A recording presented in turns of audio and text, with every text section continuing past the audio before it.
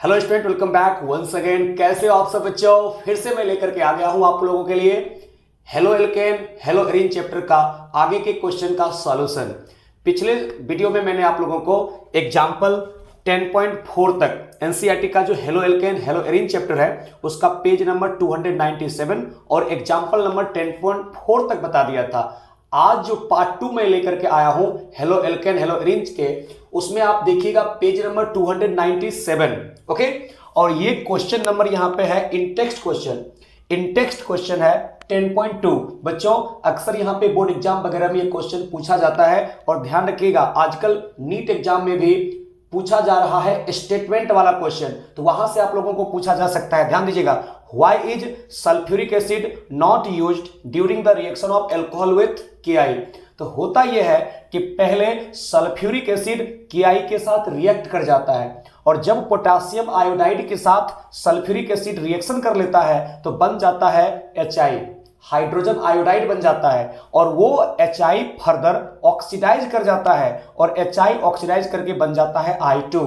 और जैसे I2 में कन्वर्ट हो गया ऑक्सीडाइजिंग एजेंट के प्रेजेंस में, ये सल्फ्यूरिक एसिड यहाँ पे ऑक्सीडाइजिंग एजेंट का काम करता है और HI को ऑक्सीडाइज करके I2 में कन्वर्ट कर दिया तो न्यूक्लियोफाइल बचा ही नहीं। और जब न्यूक्लियोफाइल बचा ही नहीं यहाँ पे I- जो यहाँ पे KI का I- है वो बचा ही नहीं, तो क्या यहाँ पे रिएक्शन हो सकता है? क्या एल्कोहल से एल्काइल आयोडाइड बन सकता है? बिल्कुल नहीं। तो sulphuric acid can not be used along with KI in the conversion of an alcohol to an alkyl iodide as it converts KI to HI। पहले KI का सल्फ्यूरिक एसिड के साथ रिएक्शन होता है, HI बनता है and HI is further oxidised to I2। तो उम्मीद करता हूं आपको बात ही समझ में आ गया होगा कि क्यों हम लोग यहाँ पे इस्तेमाल नहीं करते हैं सल्फ्यूरिक एसिड को। आपको याद होगा कि जब पोटेशियम आयोडाइड का रिएक्शन करवाते हैं हम लोग एल्कोहल के साथ तो वहां पे लेते हैं H3PO4, फॉस्फोरिक एसिड का इस्तेमाल करते हैं। यहां पे हम लोग सल्फ्यूरिक एसिड का इस्तेमाल नहीं करते हैं। इस बात को यहां पे ध्यान रखिएगा। आपको बोर्ड एग्जाम में लिखने के लिए आ सकता है और नीट एग्जाम में आप लोगों को यहां से पूछ सकता है स्टेटमेंट वाला क्वेश्चन कि कौन सा स्टेटमेंट सही है गलत है, उसमें यहां से बन सकता है क्वेश्चन। अच्छा क्वेश्चन है, ध्यान दीजिएगा।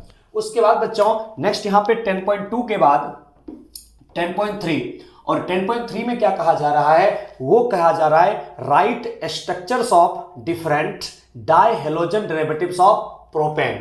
यानी कि प्रोपेन आपको दिया हुआ है और इस प्रोपेन का दो हेलोजन के साथ रिएक्शन करवाना है तो कितने यहां पे बन सकता है इसका डाइक्लोरो डेरिवेटिव्स, वही कह रहा है ना।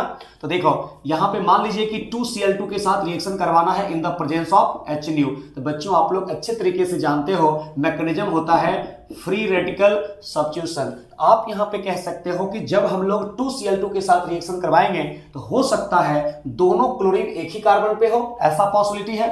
तो डाइक्लोरो डेरिवेटिव्स हमको निकालना है तो फर्स्ट यहां पे पॉसिबिलिटी ऐसा हो सकता है कि दोनों का दोनों क्लोरीन एक ही कार्बन पे हो सकता है, यानी कि 1,1 डाइक्लोरोप्रोपेन ऐसा हो सकता है। उसके बाद बनाना है इसका पोजिशनल आइसोमर्स। तो बच्चों इसका पोजिशनल आइसोमर्स ऐसा हो सकता है कि एक क्लोरीन इस कार्बन पे हो सकता है और एक क्लोरीन इस कार्बन पे हो सकता है। तो सेकेंड स्ट्रक्चर ये बन सकता है और थर्ड स्ट्रक्चर इसमें ऐसा बन सकता है कि दोनों क्लोरीन बीच वाले कार्बन पे आ जाए। इस प्रकार से 2,2 डाइक्लोरोप्रोपेन हो सकता है और एक यहां पे बच्चों और हो सकता है कि एक हो जाएगा 1 पे और एक हो जाएगा इसके केस में 3 पे। तो टोटल यहां पे जो आंसर हो जाएगा इसका वो बनेगा इसके केस में 4। देखिए ये सब क्वेश्चन हर एक एग्जाम के लिए इंपॉर्टेंट है, चाहे बोर्ड एग्जाम हो, चाहे नीट एग्जाम हो, चाहे जेईई का एग्जाम हो। आप इसके केस में कहोगे right structure of different die halogen derivatives of propane, कि प्रोपेन को 2Cl2 के साथ या 2Br2 के साथ रिएक्शन करवाते हैं तो टोटल कितने बन सकता है प्रोडक्ट? तो 4 बन सकता है। एक बार 1,1 पे 2 क्लोरीन, एक बार 1,2 पे क्लोरीन, 2,2 पे 2 क्लोरीन, 1,3 पे 2 क्लोरीन। तो उम्मीद करता हूं आप लोगों को ये समझ में आ गया होगा। क्वेश्चन लेकर के आप लोग जरूर बैठा कीजिएगा, एनसीईआरटी लेकर के बैठिएगा तो जो मैं क्वेश्चन बोलता हूं आपको बेहतर तरीके से समझ में आएगा। ठीक है, ओके। अब देखिए नेक्स्ट जो क्वेश्चन है ना, ये मेरे पास ऑफलाइन क्लास में खूब डाउट में आता है, तो 10.4 इंटेक्स्ट क्वेश्चन 10.4 और इसमें कहा क्या जा रहा है, ध्यान से सुनिएगा। अगर आपके पास बुक है तो देखिएगा ध्यान से, नहीं तो सुनिए ध्यान से। Among the isomeric alkane of molecular formula C5H12 एक ऐसा एल्केन है जिसका फॉर्मूला है C5H12, identify the one that on photochemical chlorination yield a single monochloride. मतलब बच्चों यहां पे कहा जा रहा है C5H12 दिया हुआ है फॉर्मूला, इसमें से कौन ऐसा एल्केन बनेगा जिसका कि एक Cl2 के साथ रिएक्शन करवाएंगे तो एक ही प्रोडक्ट बनेगा, दूसरा कुछ नहीं बन सकता है। तो बच्चों सिंगल मोनोक्लोराइड जो बनेगा वो बनेगा इसी फॉर्मूला से बना हुआ कंपाउंड, वो बनेगा नियोपेंटेन। ध्यान दीजिएगा, क्यों? क्योंकि नियोपेंटेन में हम लोग देखते हैं सिर्फ वन टाइप का हाइड्रोजन एटम है। ध्यान से देखिएगा, यह है अपना नियोपेंटेन, इसी फॉर्मूला से बना हुआ है ना C5H12। आप देखिए काउंट कर लीजिए, ये सिंगल कह रहा है कि मोनोक्लोराइड बनना चाहिए। तो बच्चों यहां पे HNO हीट सनलाइट अल्ट्रावायलेट लोगे तो होगा फ्री रेडिकल सब्स्टिट्यूशन रिएक्शन। ये भी 1 डिग्री है, ये भी 1 डिग्री है, ये भी 1 डिग्री है, ये भी 1 डिग्री है, ये 4 डिग्री है। तो 4 डिग्री पे कोई हाइड्रोजन नहीं है। ये चारों मिथाइल आपस में आइडेंटिकल है, तो चारों मिथाइल में से कहीं एक जगह आप इसका कराओगे क्लोरीनेशन, इसका मतलब यहां पे ये बनेगा प्रोडक्ट। यानी कि मेरे प्यारे बच्चों फर्स्ट में कह रहा है सिंगल मोनोक्लोराइड कौन सा एल्केन देगा, इस फॉर्मूला से बना हुआ, आंसर हो जाएगा नियोपेंटेन। उसके बाद सेकंड में कह रहा है थ्री आइसोमेरिक मोनोक्लोराइड। तो 3 कहां बनेगा, मैं जानता हूं कहां बनेगा। देखो 3 अगर बनाना है तो 3 टाइप्स के होने चाहिए हाइड्रोजन एटम, और 3 टाइप्स के हाइड्रोजन एटम जो होने वाले हैं वो हो जाएंगे नॉर्मल पेंटेन में। देखो बच्चों इसी फॉर्मूला से बना हुआ है ना C5H12। आप देख लीजिए 3, 3, 6, 2, 8, 2, 10, 2, 12। आप देखो ये 1 डिग्री, ये 1 डिग्री, दोनों आपस में आइडेंटिकल है। जो ये है वही ये है बिल्कुल, और ये 2 डिग्री और ये 2 डिग्री आपस में आइडेंटिकल है, क्योंकि ये भी 2 डिग्री अटैच्ड है 1 डिग्री से, और ये भी 2 डिग्री अटैच्ड है 1 डिग्री से। जो ये है वही ये है, तो दोनों में से कहीं एक जगह होगा क्लोरीनेशन, और इस दोनों में कहीं एक जगह होगा क्लोरीनेशन। लेकिन ये 2 डिग्री जो है बीच वाला, ये दोनों 2 डिग्री से डिफरेंट है। मतलब बच्चों इसका अगर हम लोग 1Cl2 के साथ रिएक्शन करवाएंगे in the presence of HNO तो टोटल बनेगा 1, 2, 3। देखिए कैसे बनेगा। एक तो सबसे पहले मैं लिख सकता हूं इसके केस में CH3, CH2, CH2, CH2 and एक CH2 के साथ Cl। एक तो बन गया 1 क्लोरोपेंटेन। Okay sir. उसके बाद यहां पे बन सकता है CH3, CH2, CH2 and CH के साथ CHCl। ये हो गया 2 क्लोरोपेंटेन। 1, 2, 3, 4, 5। एक और बन सकता है प्यारे बच्चों, नाम इसका डिफरेंट होना चाहिए। अगर नाम सेम हो गया तब तो उसको हम लोग अलग नहीं कह सकते हैं। एक ऐसा बन सकता है इसके केस में, इसको कहा जाता है अब 3 क्लोरोपेंटेन। देख लीजिए, तो सेकंड का आंसर होगा नॉर्मल पेंटेन, क्योंकि इसमें कहा जा रहा है 3 आइसोमेरिक मोनोक्लोराइड।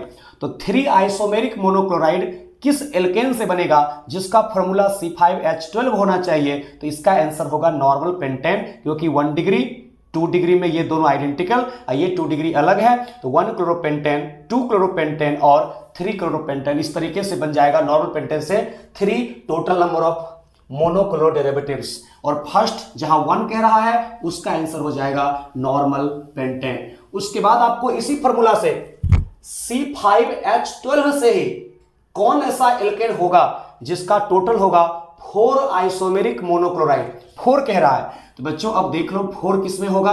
तो मुझे तो मालूम है आंसर, आपको सिखाता हूं कैसे होगा। यहां पे आप देखिए ये हो जाएगा इसके केस में, इसको हम लोग कहते हैं आइसोपेंटेन। तो थर्ड का आंसर जो होने वाला है वो आइसोपेंटेन। जानते हो बच्चों क्यों?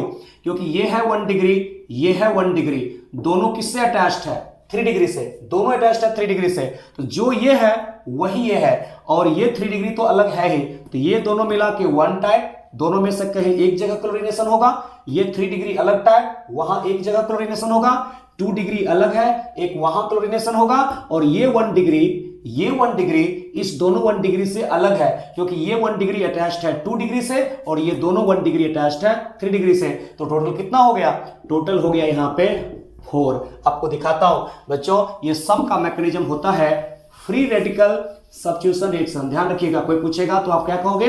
फ्री रेडिकल सब्स्टिट्यूशन रिएक्शन होता है जब किसी एल्केन का रिएक्शन हम लोग कराते हैं Cl2 या Br2 के साथ in the presence of heat, sunlight, ultraviolet रे। तो अब आप यहां पे देखो ऐसा होने वाला है, इस दोनों में से कहीं एक जगह मैं करा देता हूं क्लोरीनेशन, बिल्कुल। तो यहां पे इस दोनों में से, दोनों मिथाइल में से कहीं एक जगह आप कराते हो क्लोरीनेशन, तो एक ऐसा बनेगा, ये देख लीजिए। लेकिन बच्चों चाहे यहां करो चाहे यहां करो, आइडेंटिकल हो जाएगा ना। तो फिर से आप यहां नहीं करोगे, आप फिर यहां करोगे, ये टर्सरी अलग है, तो टर्सरी पे करोगे तो ये फॉर्मेशन करेगा Cl और CH3। ये सब बहुत इंपॉर्टेंट है, नीट एग्जाम में तो खूब रिपीट कर करके पूछा गया है। एक ऐसा हो सकता है, एक यहां पे और हो सकता है बच्चों 2 डिग्री पे, तो CH, CH3 और CH के साथ यहां पे Cl और CH3, एक ऐसा हो जाएगा ना, एक ये बन जाएगा 2 डिग्री पे, और ये 1 डिग्री बिल्कुल अलग है। तो आइसोपेंटेन में टोटल यहां पे जो बनता है मोनोक्लोरो डेरिवेटिव्स, वो यहां पे 4 बन जाता है। इस तरीके से देखिए, सबका नाम लिख करके देख लीजिए। अगर सबका नाम अलग अलग है तो उसको हम लोग अलग अलग कहेंगे, डिफरेंट कहेंगे। नाम उसका सिर्फ रिपीट नहीं होना चाहिए, ये बात आप लोगों को ध्यान रखना पड़ेगा। तो देख लीजिए, इसका नाम, इसका नाम, इसका नाम और इसका नाम, चारों का नाम अलग अलग है। यानी कि 10.4 का थर्ड का आंसर हो जाएगा आइसोपेंटेन, सेकंड का आंसर हो जाएगा नॉर्मल पेंटेन, और फर्स्ट का आंसर हो जाएगा वहां पे, फर्स्ट का आंसर हो जाएगा नियोपेंटेन। इस तरीके से यहां पे इसका क्वेश्चन का आंसर हो गया। तो हो गया ना बच्चों, 10.4 भी आप लोगों का कंप्लीट हो गया। अब देखिए नेक्स्ट आते हैं यहां पे 10.5। ओके, 10.5 बहुत आसान है, सब कोई ध्यान दीजिएगा।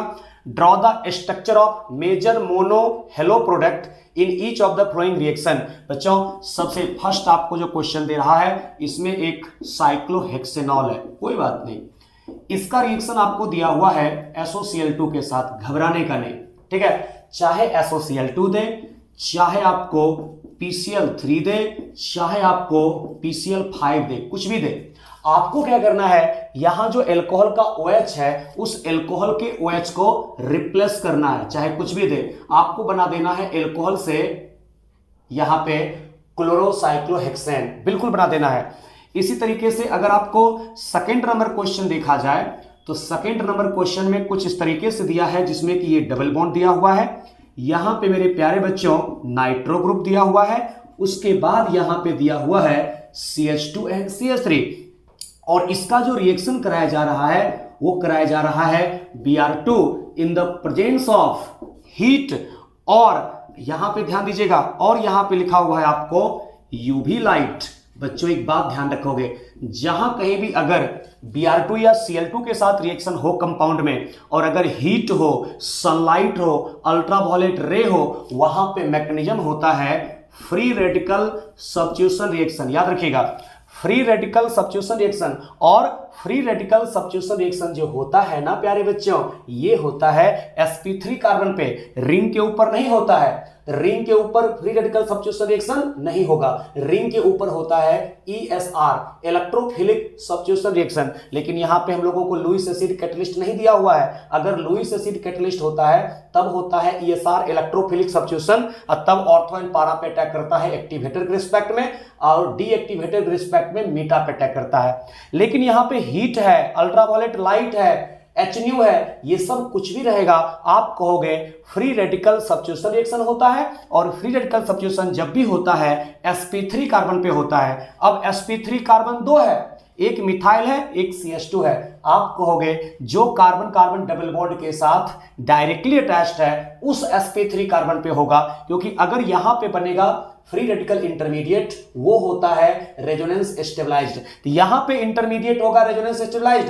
तो बच्चों कार्बन कार्बन डबल बॉन्ड के साथ जो डायरेक्टली अटैच्ड sp3 कार्बन होगा, उसी sp3 कार्बन पे होता है हेलोजिनेशन। तो आप इसका चुपचाप ऐसे हेलोजिनेशन कर दीजिए, जो कार्बन कार्बन डबल बॉन्ड के साथ डायरेक्टली अटैच्ड होगा sp3 कार्बन, तो यहां पे हो जाएगा CHBr, और ये हो जाएगा CH3, यही हो जाएगा इसके केस में मेजर। जैसे हीट, सनलाइट, अल्ट्रावायलेट रे है, तो आप कहोगे फ्री रेडिकल सब्स्टिट्यूशन। अब फ्री रेडिकल सब्स्टिट्यूशन जब भी होगा तो sp3 कार्बन पे होगा, और उसके केस में जो कार्बन कार्बन डबल बॉन्ड के साथ डायरेक्टली अटैच्ड sp3 कार्बन है उसी पे होगा।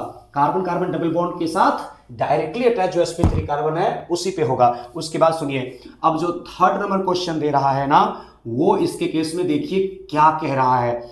ये इस तरीके से दे रहा है और ये जो OH है इसका लोन पेयर कंजुगेटेड है, देख सकते हैं इसका कंजुगेटेड है, और यहां पे जो दिया हुआ है ना प्यारे बच्चों, इसका लोन पेयर कंजुगेटेड नहीं है। तो ये हो गया इसके केस में फिनॉल। तो जो OH का लोन पेयर रिंग के साथ कंजुगेटेड है, रेजोनेंस कर रहा है, वो बॉन्ड नहीं टूटेगा, वो रिएक्शन में नहीं जाएगा, और यहां पे HCl के साथ रिएक्शन करवाओगे तो पाथवे हो जाएगा इसके केस में SN1, क्योंकि कार्बोकटायन इंटरमीडिएट होगा रेजोनेंस स्टेबलाइज्ड। यहां पे तरीका तो बहुत है, उतना मैकेनिज्म मत जाइए, डायरेक्ट OH माइनस H+ निकालिए, यहां पे कार्बोकटायन इंटरमीडिएट रेजोनेंस स्टेबलाइज्ड होगा। लेकिन बच्चों याद रखें, इस OH को नहीं हटाना है, क्योंकि इस OH का लोन पेयर कंजुगेटेड है, ये नहीं हटेगा। इसलिए आप इसके केस में ये जो कंजुगेटेड वाला जो ऑक्सीजन है वो वैसे का वैसे जहां है वहीं रहेगा, और ये हो जाएगा इसके केस में CH2Cl, और बाहर हो जाएगा इसके केस में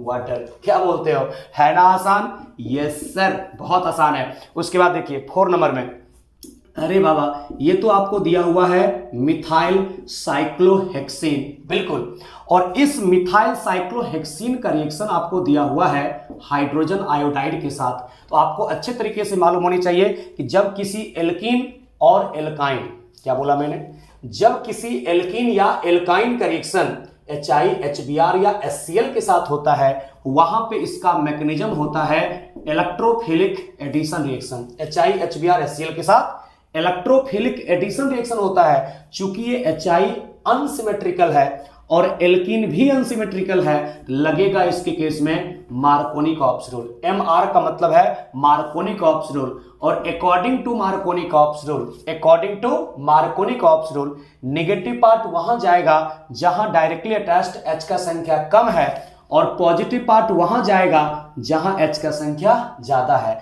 तो पॉजिटिव पार्ट वहां जाएगा जहां H का संख्या ज्यादा है, एक है यहां पे, निगेटिव पार्ट वहां जाएगा जहां H का संख्या कम है, यहां तो है ही नहीं। इसके मुताबिक बच्चों डायरेक्ट में लिखूंगा आंसर इसका, इलेक्ट्रोफिलिक एडिशन के मुताबिक कार्बोकटायन इंटरमीडिएट मोर स्टेबल यही होगा।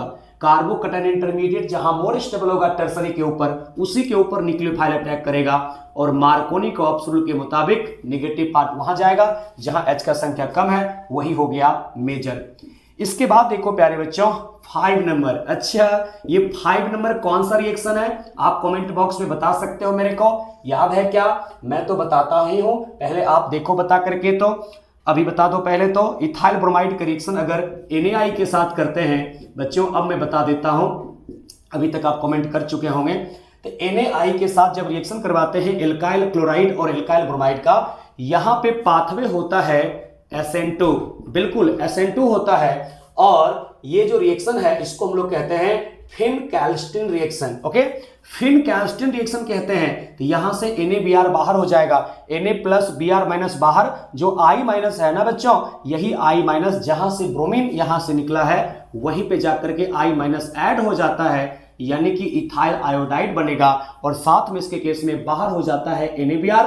इसको हम लोग कहते हैं हेलोजन एक्सचेंज मेथड, और इसको कहा जाता है यहाँ पे फिन-कैल्स्टिन रिएक्शन। तो देख लीजिए यहाँ पे 5 तक हो गया ना, बहुत ही आसान है ना बच्चों। किसी क्वेश्चन में कुछ लगता है ऐसा कि बहुत ही डिफिकल्ट हो, बिल्कुल भी नहीं, ठीक है। एक और क्वेश्चन यहाँ पे आप लोगों को बता देता हूं, उसके बाद अगले लेक्चर में मैं रखूंगा मेल्टिंग पॉइंट, बॉइलिंग पॉइंट, जितने भी क्वेश्चन है उसके आगे का जितने भी क्वेश्चन है अगले लेक्चर में रखूंगा, ठीक है। आज की क्लास का हम लोग लास्ट क्वेश्चन यहाँ पे देख लेते हैं, 10.5 का 6 नंबर क्वेश्चन।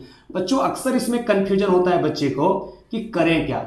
देखिएगा ध्यान से, होता क्या है, अगर आप इस साइक्लोहेक्सीन का ब्रोमिनेशन करते हैं, और मैंने आज बहुत अच्छा कॉन्सेप्ट बताया, इजीली एकदम से इजी एकदम बताया, कि अगर ब्रोमिनेशन करते हैं या क्लोरिनेशन करते हैं in the presence of heat और HNu और अल्ट्रावायलेट लाइट या sunlight, ultraviolet light, HNu, heat, ये सब अगर लिखा हुआ है बच्चों याद रखना, वहां पे मैकेनिज्म होता है फ्री रेडिकल सब्स्टिट्यूशन। कैसा होता है?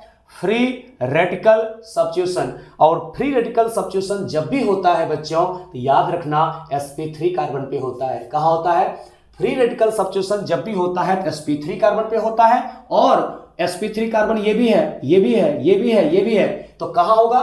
जो कार्बन कार्बन डबल बॉन्ड के साथ डायरेक्टली अटैच्ड sp3 कार्बन है, ये है डायरेक्टली अटैच्ड, और ऊपर जाओगे तो कार्बन कार्बन डबल बॉन्ड के साथ ये है डायरेक्टली अटैच्ड। इसी दोनों में से कहीं एक जगह होगा, क्योंकि ब्रोमीन एक ही दिया हुआ है। आप इसके केस में मान लो ऐसा होगा, तो फ्री रेडिकल सब्स्टिट्यूशन होता है HNO हीट सनलाइट अल्ट्रावायलेट रे के प्रेजेंस में, तो कार्बन कार्बन डबल बॉन्ड के साथ जो डायरेक्टली अटैच्ड है उस पे होगा, ठीक है। कार्बन कार्बन डबल बॉन्ड से जो डायरेक्टली अटैच्ड sp3 कार्बन है उस पे होगा हेलोजिनेशन। बच्चों इसी क्वेश्चन में अगर थोड़ा सा परिवर्तन कर दे और अगर इस साइक्लोहेक्सीन का रिएक्शन Br2 के साथ करे, लेकिन हीट HNO सनलाइट अल्ट्रावायलेट रे नहीं दे, यहां पे दे दे आपको कार्बन टेट्राक्लोराइड CCl4, तो अब आप कहोगे कि जब Br2 in the presence of carbon tetrachloride है तो अब मैकेनिज्म होता है इलेक्ट्रोफिलिक एडिशन रिएक्शन, और यहां मार्कोनी का ऑप्शन नहीं लगेगा क्योंकि Br2 सिमेट्रिकल होता है इसके केस में एंटी एडिशन, ओके। यहां पे इलेक्ट्रोफिलिक एडिशन होता है, और आप लोगों ने देखा होगा कि जो इंटरमीडिएट बनता है यहां पे, वो इंटरमीडिएट ये बनता है साइक्लिक ब्रोमोनियम आयन इंटरमीडिएट, और फाइनली ये Br- दूसरा Br- यहां अटैक करता है अपोजिट डायरेक्शन से, और ये जो फॉर्मेशन करता है इसके केस में ट्रांस वाला, ट्रांस 1,2 डाइब्रोमो साइक्लोहेक्सेन, इस तरीके से फॉर्मेशन करता है ट्रांस 1,2 डाइब्रोमो साइक्लोहेक्सेन। नाम आप लिख सकते हो ट्रांस 1,2 डाइब्रोमो साइक्लोहेक्सेन। तो बच्चों अगर सॉल्वेंट होगा तो वहां होगा इलेक्ट्रोफिलिक एडिशन रिएक्शन, और अगर हीट HNO सनलाइट अल्ट्रावायलेट रे होगा तो फ्री रेडिकल सब्स्टिट्यूशन रिएक्शन होगा, और उसके केस में हम लोग यहां पे कहेंगे कि sp3 कार्बन पे होगा, वो भी ऐसा sp3 कार्बन जो कार्बन कार्बन डबल बॉन्ड के साथ डायरेक्टली अटैच्ड है। बच्चों आज हम लोगों ने देख लिया पेज नंबर 297 इन टेक्स्ट क्वेश्चन 10.2, 10.3, 10.4, 10.5 का 1 से लेकर के 6 तक क्वेश्चन देखा है, ठीक है। तो अगले क्लास में देखते हैं इसके आगे का जो भी होगा मेल्टिंग पॉइंट, बॉइलिंग पॉइंट और आगे का जो भी क्वेश्चन होगा सबको हम अगले क्लास में देखने वाले हैं। तब तक आप खुश रहिए, सुरक्षित रहिए, माता पिता का कहना जरूर मानिए, अपने आप के प्रति हमेशा ईमानदार रखिए, दुनिया के प्रति हमेशा जो है सो आप थोड़ा सा प्रोफेशनल बन के रखिए, ज्यादा इमोशनल दुनिया के साथ नहीं होना है, अपना टाइम दुनिया के चलते बर्बाद नहीं करना है, और अपने आप के ऊपर ज्यादा फोकस करना है, और खुश रहिए, सुरक्षित रहिए। जय हिंद, जय भारत।